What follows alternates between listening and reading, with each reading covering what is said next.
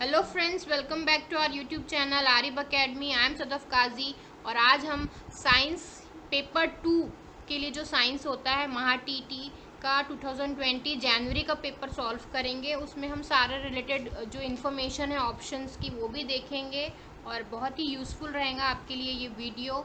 So before starting video, like and subscribe our channel Arib academy and hit the bell icon.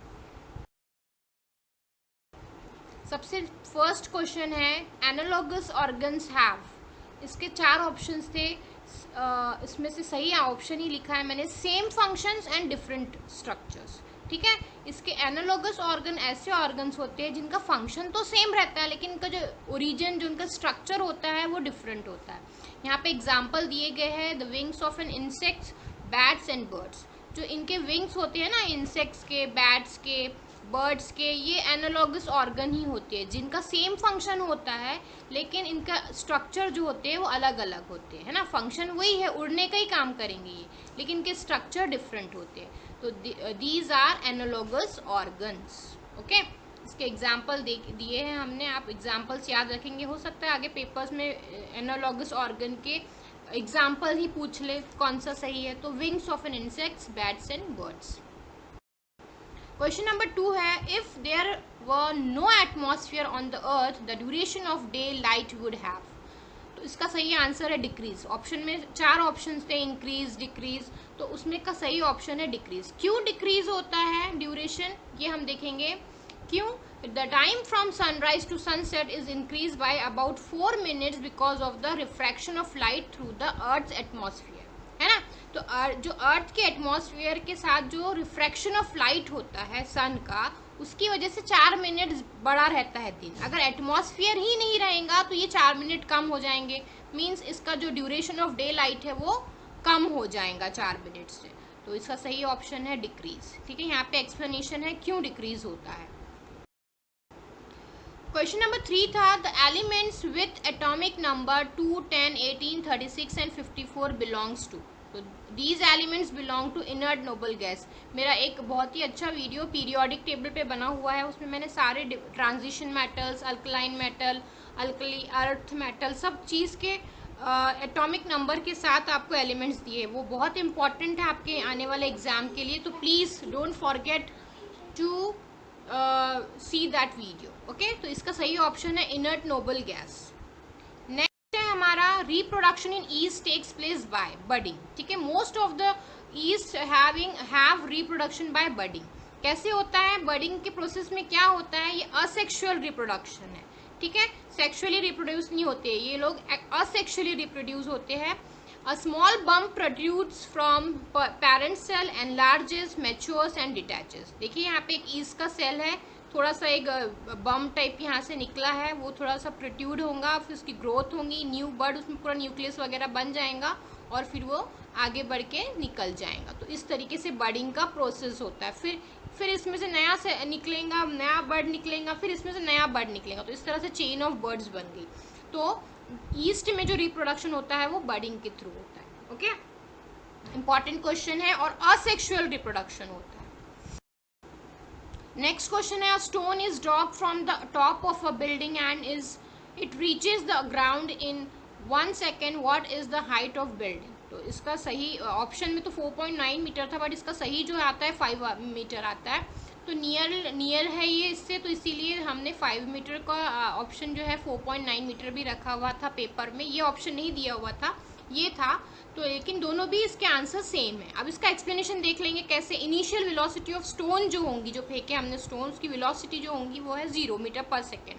Gravitational acceleration means g कितना होगा, 10 metre per second square. Time taken by stone to reach ground 1 second। ये दिया हुआ है question में कि 1 second लगे हैं स्टोन को नीचे आने के लिए।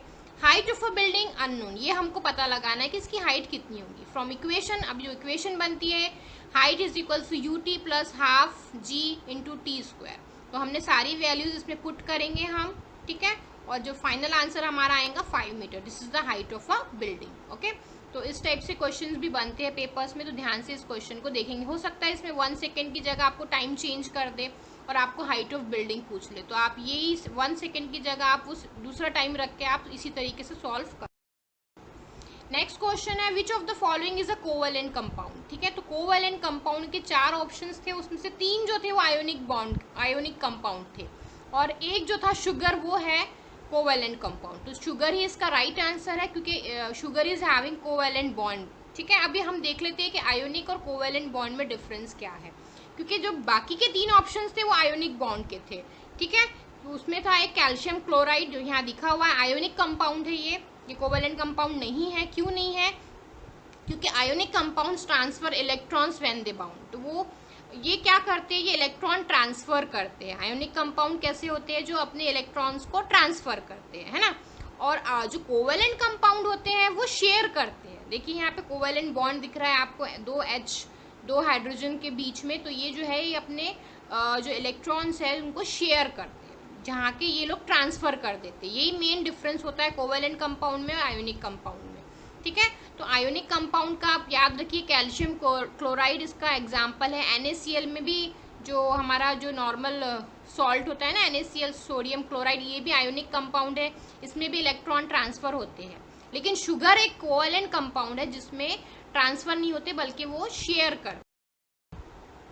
देखो यहाँ पे मैंने बहुत अच्छे से डिफरेंस लिखा हुआ है। सॉल्ट जो NaCl है वो आयोनिक कंपाउंड है और शुगर जो है कोवेलेंट कंपाउंड है। ठीक है, ये उसका फॉर्मूला है। और ये नॉन इलेक्ट्रोलाइट होती है ना, will not conduct an electric current when dissolve in solution. जब ये कुछ सोल्यूशन में डिजोल्व कर देंगे ना हम शुगर को, तो उसमें से इलेक्ट्रिक करंट भी पास नहीं होता। इस पर भी क्वेश्चन अलग से बना हुआ है, तो याद रखेंगे आप, शुगर सोल्यूशन जो होता है उसमें से इलेक्ट्रिक करंट पास नहीं होता है। और जो सॉल्ट है इलेक्ट्रोलाइट है, यानी इसमें से इलेक्ट्रिकल करंट ईजिली पास कर सकते हैं। ठीक है, तो ये इलेक्ट्रोलाइट होता है, ये नॉन इलेक्ट्रोलाइट होता है। ये दोनों भी चीज़ें भी याद रखेंगे आप, सॉल्ट की और शुगर की। शुगर जो है वो कोवेलेंट कंपाउंड है और सॉल्ट जो है आयोनिक कंपाउंड है। यहाँ पे भी डिफरेंस है दिए हुए, आप इसको पॉज करके रीड कर सकते हैं क्योंकि इंपॉर्टेंट है, इससे भी क्वेश्चंस बन सकते हैं। नाउ नेक्स्ट क्वेश्चन है, in eukaryotic cell glycolysis takes place within what. तो ये जो है ये होता है साइटोसॉल में। ठीक है, हम देखेंगे कैसे। देखिए यहाँ पे यूकैरियोटिक सेल का भी एग्जाम्पल बना हुआ है और प्रोकैरियोटिक सेल का भी यहाँ पे पिक्चर बना हुआ है। तो यूकैरियोटिक सेल में जो होता है ना वो साइटोसॉल जो है साइटोप्लाज्म का ही पार्ट है। जो साइटोप्लाज्म यहाँ सेल के बीच में होता है ना, लिक्विड जेली लाइक लिक्विड जो होता है, इसी में वो साइटोसॉल होता है और इसी में ग्लाइकोलाइसिस होता है यूकैरियोटिक सेल में। ठीक है, तो डिफरेंस भी बता दिया है मैंने आपको प्रोकैरियोटिक सेल का और यूकैरियोटिक सेल का। तो आगे इस पे भी क्वेश्चंस बनने के चांसेस है। देखिए क्या डिफरेंस होता है, मोस्ट प्रोकैरियोटिक्स यूनिसेल्यूलर है ना, ये यूनिसेल्यूलर होते हैं, एक ही सिंगल सेल के होते हैं। इनका एग्जांपल है बैक्टीरिया, ब्लू ग्रीन अलगी। और यूकैरियोट्स जो होते हैं ना वो मल्टी सेल्यूलर होते हैं, बहुत सारे सेल्स होते हैं, जैसे फंजाई, प्लांट, एनिमल, ये जो है ये सब यूकैरियोट है, बहुत सारे सेल से मिलके बने। बल्कि प्रोकैरियोट जो है वो सिंगल सेल से बना है। अब हमसे पूछा था कि इसमें कहाँ होता है, तो ये इसमें साइटोसॉल में साइटोप्लाज्म के अंदर ग्लाइकोलाइसिस का प्रोसेस होता है। ये डिफरेंस भी बहुत इंपॉर्टेंट है, इस पर क्वेश्चन बनने के चांसेस है आगे। तो ये टेबल पे आप अच्छी तरीके से लर्न कर लेंगे। Nucleolus is absent, nucleolus is present. ये जो है Golgi body, cell organelles, plastids are absent होते हैं इसमें, और ये सब चीज़ें इसमें प्रेजेंट होती है। ठीक है, और nucleus is poorly defined due to absence of nuclear membrane. इसमें न्यूक्लियर मेम्ब्रेन नहीं होती तो बिल्कुल डिफाइंड नहीं दिखता है न्यूक्लियस, जबकि यूकैरियोट का जो न्यूक्लियस है वो बिल्कुल ही क्लियर हमको दिखता है। तो ये मेन डिफरेंस है, ये इंपॉर्टेंट है आने वाले एग्जाम। नेक्स्ट है इलेक्ट्रिक चार्ज पर यूनिट क्या है। तो ये इलेक्ट्रिक करंट की डेफिनेशन है, जिसको इलेक्ट्रिक चार्ज पर यूनिट कहते हैं। Electric current is the rate of flow of electric charges in a circuit. जो चार्जेस फ्लो होते हैं ना इलेक्ट्रिकल सर्किट में, उसी को इलेक्ट्रिक करंट कहते हैं। ठीक है, तो यहाँ पे देख सकते हो आप, इसका पिक्चर भी बना हुआ है, इससे आपको समझ में आएगा। तो इसके ऑप्शंस में रेजिस्टेंस भी था, तो मैंने उसका भी डेफिनेशन लिख लिया। ठीक है, पावर था और वर्क डन था। तो हो सकता है कमिंग एग्जाम में इनसे रिलेटेड क्वेश्चन बन जाए, है ना। सबसे पहले हम देखते हैं work done. Work done is the amount of energy transferred, है ना, जो एनर्जी ट्रांसफर हो रही है उसी को वर्क डन कहते हैं, है ना। तो इसका फॉर्मूला है W is equals to delta E। ठीक है, W is equals to F into D। Work done जो होता है वो जूल है, उसका यूनिट पता है आपको, जूल होता है वर्क का यूनिट। ये जो है एनर्जी ट्रांसफर का सिंबल है। F जो है फोर्स, न्यूटन, और एनर्जी का है जूल, ठीक है। तो डी है distance move in the direction of the force, तो ये W is equals to F into D या W is equals to delta E. ये दोनों भी इसके फॉर्मूलाज है, इसकी डेफिनेशन है, इंपॉर्टेंट है, तो इसे भी देख लेंगे। रेजिस्टेंस क्या है, when an electric current is pass through a conductor the conductor obstruct the path of the electric current, this is called driver resistance, ठीक है। तो जब भी इलेक्ट्रिक करंट पास होता है तो रेजिस्टर क्या करता है, उसको रोकता है ना, जो पाथ है उसको रेजिस्ट करता है। तो उसका फॉर्मूला है R is equals to V upon I, ठीक है। फिर हम पावर देख लेंगे। Electrical power is defined as the product of voltage and current, voltage और करंट का जो प्रोडक्ट होता है वही पावर होता है।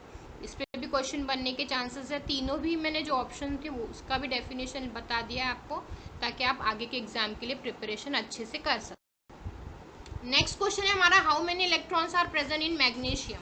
तो 12 होती है। The most common and stable type of magnesium atom found in nature has 12 proton, 12 neutron and 12 electron, ठीक है, which have a negative charge. तो ये जो है 12 होगा इलेक्ट्रॉन, 12 इलेक्ट्रॉन प्रेजेंट होंगे। नेक्स्ट क्वेश्चन है, urea is important fertilizer rich in nitrogen, nitrogen rich होता है यूरिया, ये इंपॉर्टेंट था।